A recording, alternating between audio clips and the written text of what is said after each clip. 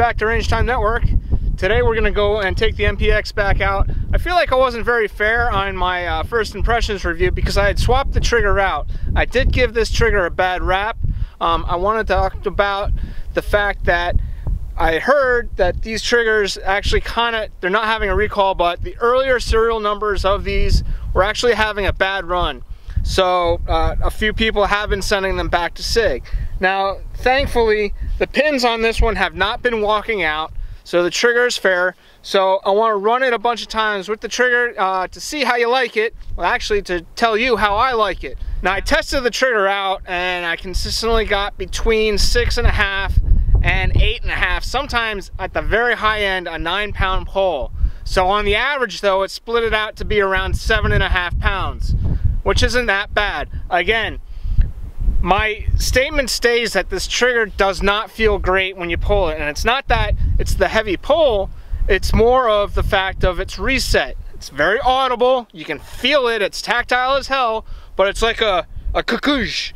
So when you're trying to fire it fast, it's not very pleasant to you. Let's go see what I mean, all right? Let's go check this out.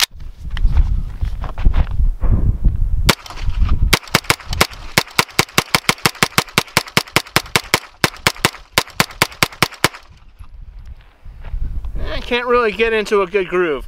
Let's run a couple more mags, see if I can improve a little bit.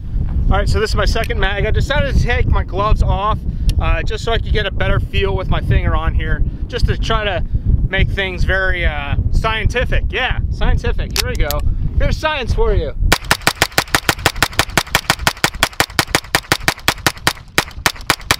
It's getting a little hard and heavy. All right, so that's that one went a little better, right?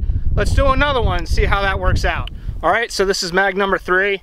Let's just see if I could really rock it or not. You know, 30 rounds, 30 poles. Let's go. Ooh.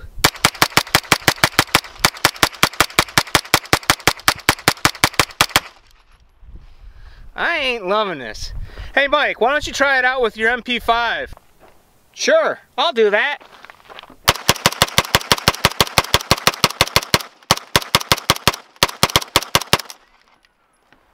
Wow, that was pretty cool. Let's try another one.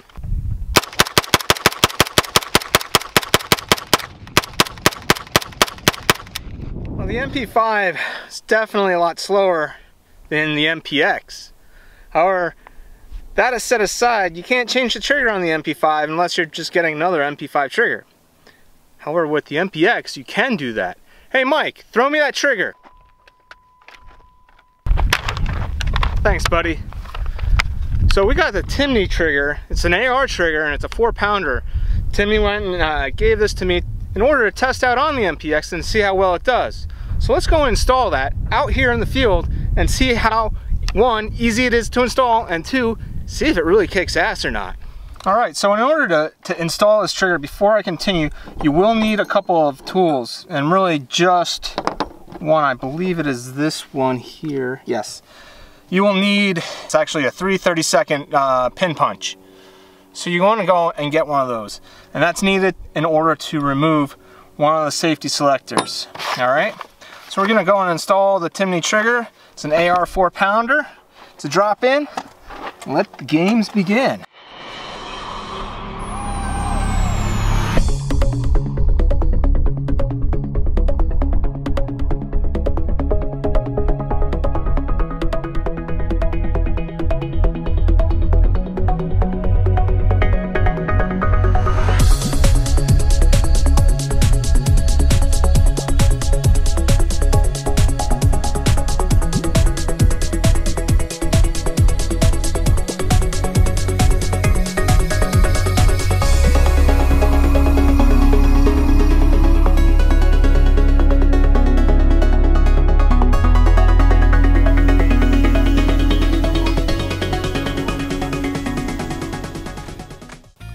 Alright, she's ready. As you can see, this is left over. It's not needed.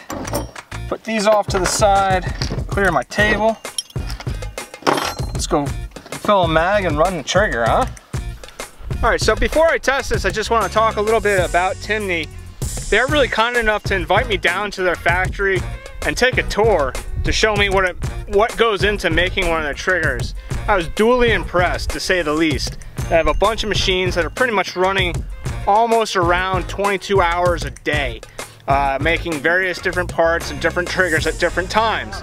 Really. Every single trigger is tested that comes out of there, and they had thousands of triggers, and they had different setups, and they run different things going on all the time. Really cool. So I just want to, really shout out to them. Special thanks for helping me out with this review and giving me the opportunity to go and test this trigger. And well, it's not really for them, it's for me and it's for you guys, right? And hopefully this is going to work out. So these are the very first shots. I just installed this, as you just saw. So without further ado, let's go blast. Woo! No sights, can't see nothing. I'm gonna go slow and then I'll speed it up. I just wanna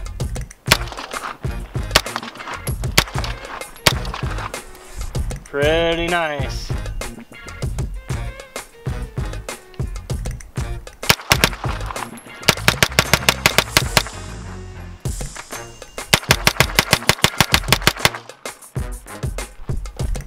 Well, I could already tell that this is going to be a lot of fun.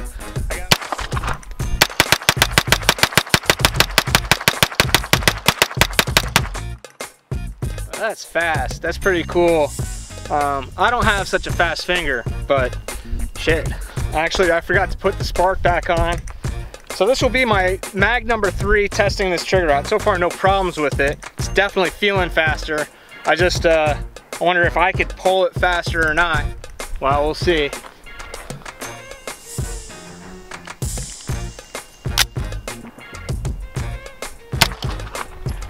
I like it though. It's a nice, crisp pull.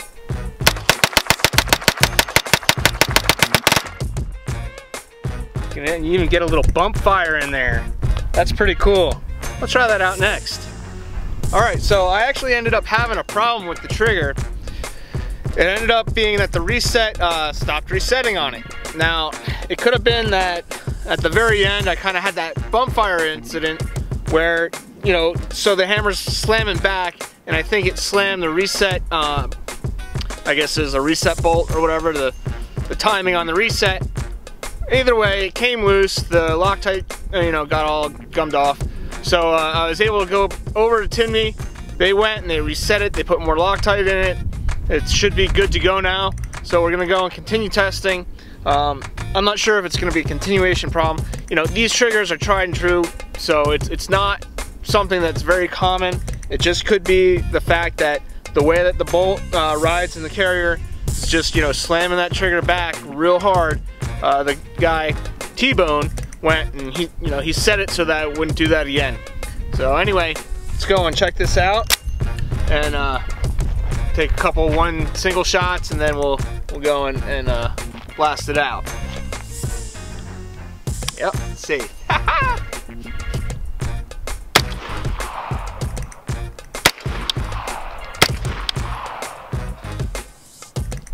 Seems to be working just fine.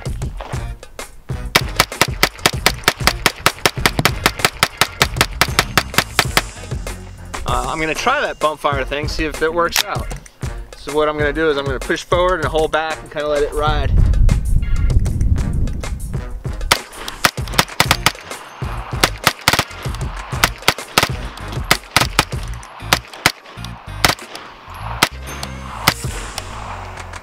It's pretty cool. Not really suggesting. It's not really safe, but that's bump fire for you.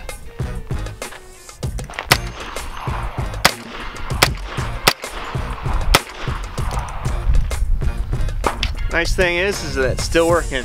So anyway, I want to go and lay 30 rounds on a steel target down there as fast as I can and hold that. So that's really going to be a testament of trigger control and firearm control, and we'll see how that goes.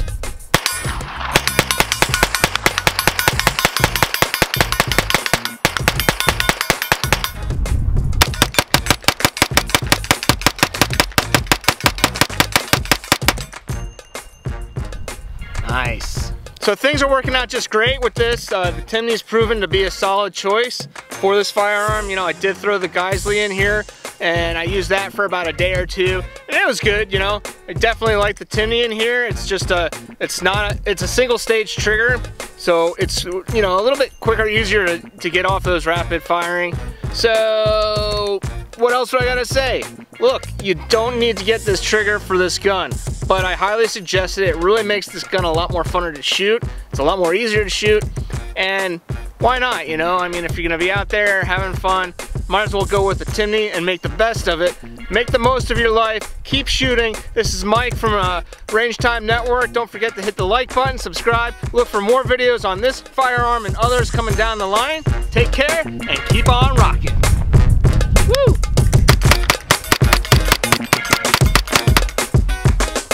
Range time! I hit it in the middle. Yeah, do it again.